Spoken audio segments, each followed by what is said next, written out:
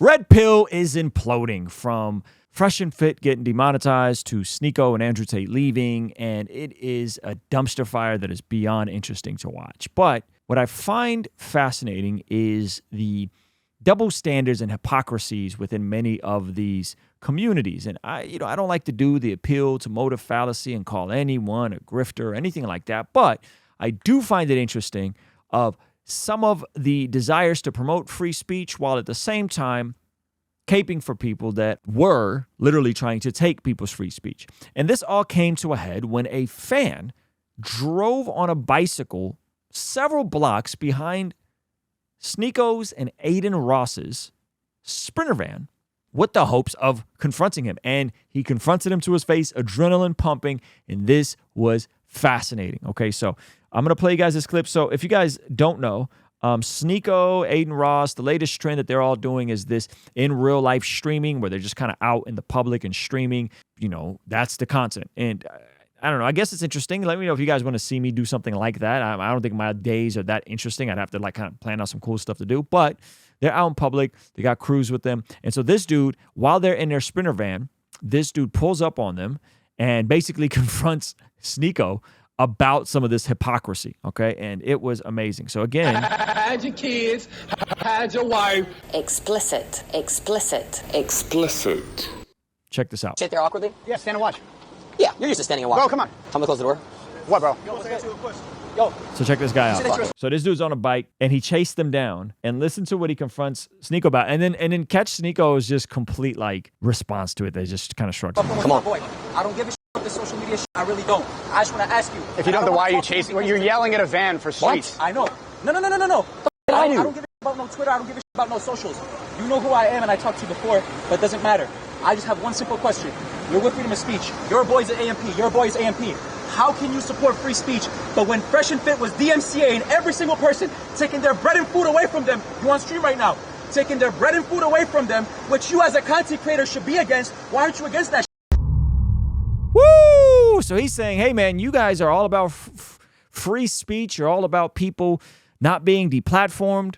And when your guys, Fresh and Fit, were dropping DMCA strikes on people who were reacting to their content under the guise of free use, you didn't have any issues with that. That seems a bit hypocritical. If you guys didn't know, Fresh and Fit back in the day copyright claimed everyone from the lead attorney to Abba and Preach to Jamari and tried to get a lot of people's channels taken down.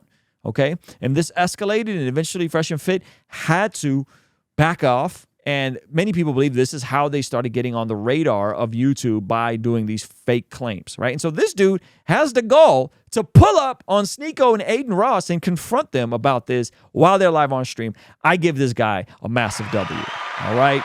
Shout out to this guy and just him being about it, okay? So listen to the rest of this section. And again, this dude's adrenaline's pumping, but I appreciated this. When I sold you that shit, Best Buy, when I sold you the camera and I sold you the camera and I f*** with you, it was because you said you were a soldier of the truth. Yeah, this guy's crazy. That's the only reason why I watch you.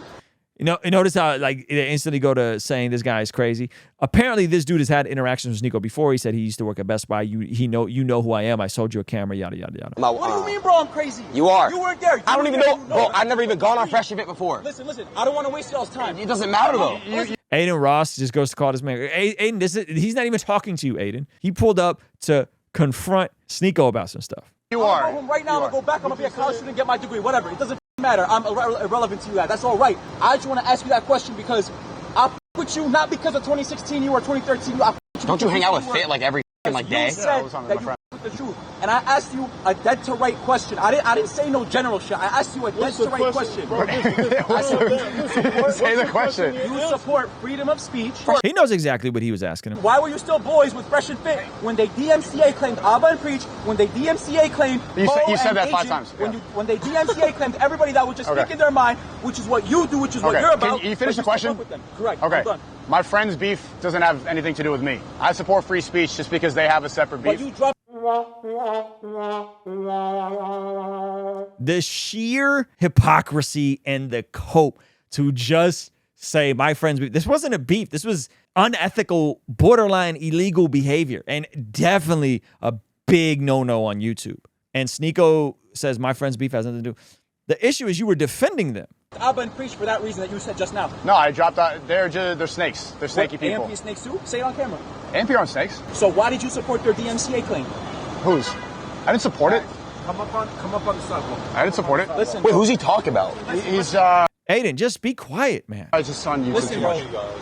You say that you're for the truth and all that shit. That's the only reason why I fuck with you, and you know that for a fact. Bro, you got to stop repeating yourself. Like we saw you yelling at the answer van the for 5 question. blocks. I just did. Okay, but you said... I just said my friend's beef doesn't have to do with mine. Though. How is that a valid response? I am not responsible for everything other people do. Correct, but you can... I'm not telling you to stop, to drop fresh But you could be consistent in calling out the nonsense. and fit. I'm saying you said that AMP and Abba and Preach, what they're saying about Fresh and Fit is corny because as Fresh and Fit is a friend, just like you say that Abba and Preach were your friends, but you dropped them because they disagreed with But one thing that respectfully, you bro, said. you need to get off the internet.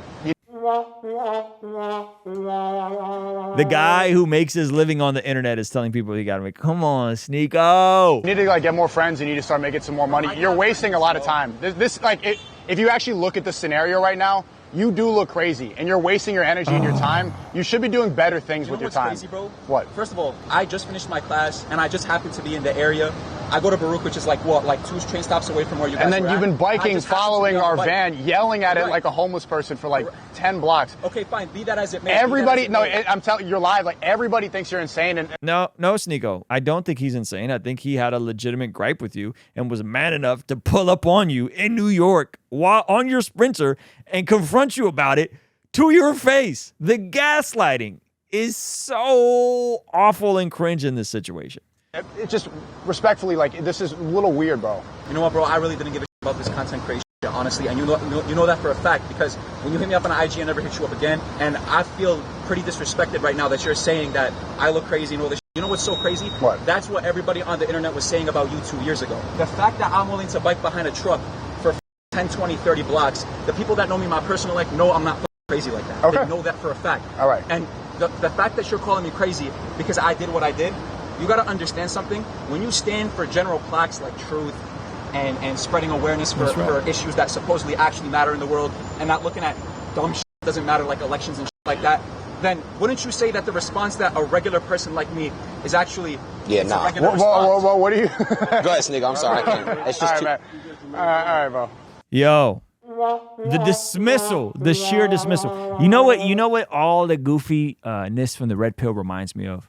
Oh, you guys are going to hate this illustration, but it's okay. You're going to hate this illustration. It reminds me of evangelical Christians in 2015 and how hard they rode against Trump. You guys remember this? Evangelical Christians were like, never. The John MacArthurs were like, he's a foul man, or whatever John MacArthur said. That wasn't a direct quote. And the evangelical Christian community was against Trump because they wanted other guys in there. And then once Trump got the primary, boy, did they fall in line. This isn't about Trump's policies. I did not vote for Joe Biden. I will never vote for Joe Biden. I probably will never vote for a Democrat president ever. But boy, did those evangelicals who knew that Trump was incongruent with Christian values fell in line because it served the less of two evils in their situation. And so the red pill community knows that what Myron and them did was foul, knows that the hypocrisy is gross, knows that a lot of the stuff they're prescribing is completely gross. Yet, instead of saying it's gross and saying, yeah, you were wrong here, but I still support you, which is, by the way, what evangelicals should have done. Evangelicals should have been like, this is wrong. He's wrong. Grab him by the vagina is wrong. Poop hole nations is wrong. But you know what? We like his policies and we think he's the lesser of two evils. Instead of doing that, they just blindly followed him and it just had us looking crazy. In the same way, that's what the red pill's doing. Instead of calling out the nonsense that they did, instead of being consistent about the goofy stuff that they've done over the years, the racist stuff they've done, the DMCA strikes, instead of being consistent on that, and then saying, but they're still my buddies. I think they're wrong here, but they're still my buddies. That would have been a more considerate and cohesive approach. And I think whenever you have this blind copium where you just are rocking with people just because, you just look crazy. Because when the values are incongruent, that makes you look crazy. And that's how Sneako looks. You're saying it for free speech, yet you're supporting people and never addressing their desire to come after other people's ability to earn for themselves, right? So it's not about being responsible. I'm not saying evangelical Christians were responsible for every filthy thing that Trump ever said. That's not what I'm saying. I'm not saying Sneako is responsible for those DMCA strikes. I'm saying, are you accountable to the values you claim to and having just scales? Just scales, meaning you're consistent in what you'll call out, and you're consistent in what you won't call out. And I think that's the issue. Is when folks aren't consistent, the Bible says that unjust scales, double standards, are an abomination to God. Unjust scales are an abomination to God. We see, according to the Bible, that prayer is extremely important in terms of us being transformed from the inside out when we get aligned with God's will. For the Christians watching this channel, I want you guys to implement these spiritual disciplines in your day-to-day life. And the only way I've been able to do this consistently is through writing down my prayers in a prayer journal that does a few things. One, it allows me to reflect and come to God humbly and ask him to move on my behalf. And two, it allows me to document my prayers, which ultimately help me remember the very things that I was praying for and see the hand of God tangibly in my life when he answers them. So I would urge you, consider writing down your prayers. It could be in a blank notebook. It could even be on your phone. Or you could check out the one I personally designed and used from my own quiet time and spiritual discipline that I think will be a huge blessing. It's the exact structure and system that I've used for years to pray and be more consistent in my spiritual disciplines. You can pick yours up today by clicking the link in the pinned comment below. All right, I'll see you over there. Peace.